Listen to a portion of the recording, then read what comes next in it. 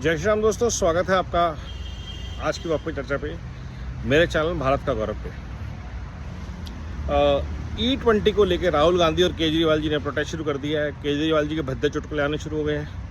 Rahul Gandhi ji E20 compliant गाड़ी को दिखा के बता रहे हैं कि क्या है क्या नहीं हो रहा, सरकार लूट रही है, पुरानी कहानियाँ।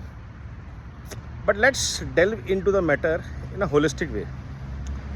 2 साल से ज़्यादा हो गए हैं यूक्रेन रशिया की लड़ाई को चलते। कल यूएस ने केजरीवाल जी के सपोर्ट में भारत के ऊपर 100% टैरिफ लगा दिया, क्योंकि भारत ने उस यूएस से $20 बिलियन का एथेनॉल खरीदना है एज पर केजरीवाल। उधर मिडल ईस्ट का क्राइसिस सॉल्व नहीं हो रहा, क्योंकि भारत ने ढंग से इशू को हैंडल नहीं किया एज पर केजरीवाल राहुल। उसका नतीजा भारत पे क्या होता है कि भारत का जो ऑयल इंपोर्ट बिल है वो लगातार बढ़ता जा रहा है। तो एक तरफ सरकार ईवीज़ के लिए पुश कर रही है, पब्लिक ट्रांसपोर्ट बेटर कर रही है, मेट्रोज बना रही है, नमो भारत ट्रेन चला रही है, इलेक्ट्रिक बसेस के टेंडर हो रहे हैं। भारत का पूरा रेलवे नेटवर्क जो है वो आज इलेक्ट्रीफाइड है।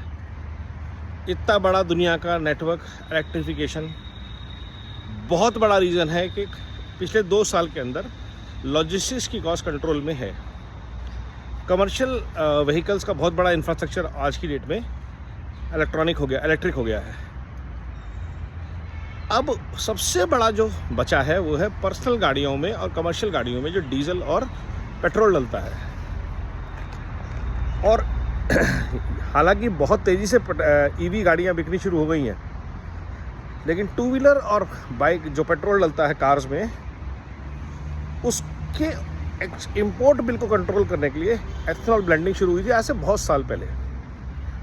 10% तो आज जितने भी BS4 गाड़ियाँ हैं सब में डल रहा था पिछले 15 साल से, मेरे ख्याल से 15% पिछले कुछ सालों से, और 20% भी लगभग 1-1.5 साल हो गया जब से E20 कंप्लायंट गाड़ी आनी शुरू हुई है। किसी को कोई तकलीफ नहीं थी।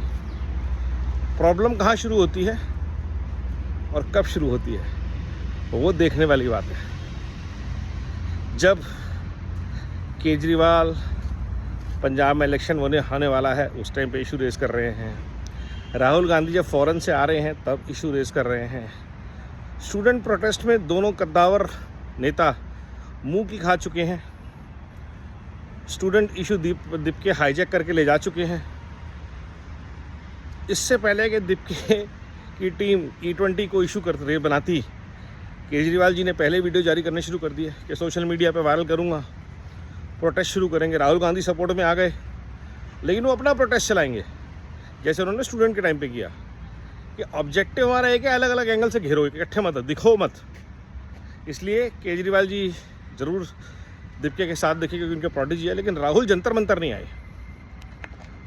और यही गेम अब ये E20 का खेलना चाह रहे हैं, क्योंकि किसानों वाला आंदोलन तो चढ़ा नहीं। और E20 की ब्लेंडिंग का सबसे ज़्यादा फ़ायदा हो रहा है किसानों को, क्योंकि किसानों को जो उनके दाम हैं FCI के गोदामों में जो सरकार गेहूँ खरीदती है पड़ा रहता है, डिस्ट्रीब्यूट नहीं हो पाता है, ओवर बाइंग होती है क्योंकि सरकार की कमिटमेंट है। वो सारी चीज़ें जो पुरानी बड़ी क्रॉप्स है, मेज़ है, चावल है, ख़राब हो रहा है, वो सब सरकार ने एथेनॉल ब्लेंडिंग में यूज़ करना शुरू कर दिया। फ़ायदा किसका हुआ? इंडस्ट्रीज़ का फ़ायदा हुआ, किसानों का फ़ायदा हुआ और देश का फ़ायदा हुआ, क्योंकि देश को अब ऑयल इंपोर्ट नहीं करना पड़ रहा। अब जी इथेनॉल इतनी अच्छी चीज़ थी तो दुनिया क्यों नहीं यूज़ कर रही? दुनिया की बहुत सारी कंट्री यूज़ कर रही है, E20 नहीं कर रही। E100 तक की बात हो रही है, लेकिन हमारे यहाँ क्या है कि जो वेस्ट ने यूज़ नहीं किया वो चीज़ अच्छी नहीं हो सकती। वेस्ट में तो इलेक्ट्रिफिकेशन ही नहीं है गाड़ियों का। आज भी यूएस बोलता है जी मेरे को फ्यूल गाड़ियाँ चाहिए, तो हमको छोड़ देना चाहिए। ये चीज़ जो गुलामी की मानसिकता है उसका प्रतीक है कि वेस्ट ने अभी तक वेट नहीं किया है, क्योंकि यूएस नहीं कर रहा है। इसलिए केजरीवाल जी विरोध में हैं कि जब तक डीप स्टेट नहीं बोलेगी तब तक मैं E20 की ब्लेंडिंग नहीं होने दूंगा। तो ये जो फालतू के इश्यूज रेस करने का इंडिया अलायंस का एजेंडा है वो हर बार एक्सपोज होता है। असली मुद्दे जो हैं उस पर कोई बात नहीं करता। असली मुद्दे हैं भ्रष्टाचार, असली मुद्दा है रिजर्वेशन, असली मुद्दा है कि हर स्टेट में हर लेवल पे डिलीवरीज क्यों नहीं हो रही हैं, कमिटमेंट। हर स्टेट में हर अथॉरिटी हर ब्यूरोक्रेसी में करप्शन क्यों है, इसके ऊपर सरप्राइजिंगली कोई बात नहीं करता कि भैया पूरे नेशनल लेवल पे आप करप्शन पे एक्शन लो, करप्ट लोगों पे। आपको स्टूडेंट्स के लिए भी स्टेट वाइज लड़ना है। झारखंड में आपकी नीति अलग है, केरला में नीति अलग है, पंजाब में नीति अलग है। पॉलिटिक्स करनी है। अगर आप मुद्दों पे फोकस करेंगे तो राजनीति से ऊपर उठेंगे और देश आपका सम्मान करेगा। आज ये फैक्ट है कि पूरा भारत एक अच्छी ऑपोजिशन ढूंढ रहा है। कॉकरोच आंदोलन ऑलरेडी ध्वस्त हो चुका है, उनका केजरीवाल राग निकल चुका है। मैं मी माई सेल्फ के नेटवर्क को उन्होंने अपनी पार्टी में जगह दे दी। रैंका फैंका, सौरभ दास, दीप के, उनकी गर्लफ्रेंड्स, ये वो सब उन्होंने अपने नेटवर्क में छोड़ दिया। और जितने वॉलंटियर थे, अब जुनैद याद नहीं आ रहे, अब किसी ने अपनी कमेटी में सोनम वांगचुक को नहीं लिया कि भैया एडवाइज़र पैनल बना लेते।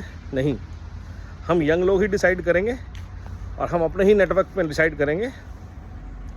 लेफ्टिस्ट का अलग राग चल रहा है, उनकी कोई आयसा की लीडर है, वो अलग अपना चली हुई है। तो ये पूरा गैंग है, चाहता तो मोदी को हटाना है, चाहता तो देश को लूटना है, लेकिन लूटने में भी ये लोग एक साथ नहीं है। मतलब ये इनकी हद है कि as a strategy also they are not united. Probably they don't want to look united so that देश को समझ में आ जाए इनका खेल। बट खेल सबका एक ही है कि भ्रष्टाचार चालू रहे, FCRA ना आ पाए, करप्शन के ऊपर कभी बात ना हो और देश को उल्टे सीधे छदम मुद्दों में, फेक इश्यूज़ पे उलझा के रखो। भारत ये समझता है और इसलिए भारत कुछ भी हो मोदी जी से सवाल करेगा, मोदी जी को अकाउंटेबल ठहराएगा, लेकिन एक्सपेक्ट उन्हीं से करता है, योगी जी से करता है, भाजपा की सरकारों से करता है कुछ अकाउंटेबल। भ्रष्टाचार कोई नमक में ज़्यादा कुछ कम है। देशद्रोही एटलीस्ट भाजपा के लोग आज की डेट में उस स्केल पे नहीं है जिस लेवल पे लेफ्टिस्ट और कांग्रेस, भ्रष्ट परिवार, केजरीवाल टाइप के लोग हैं। नमो भारत, वंदे मातरम, जय हिंद।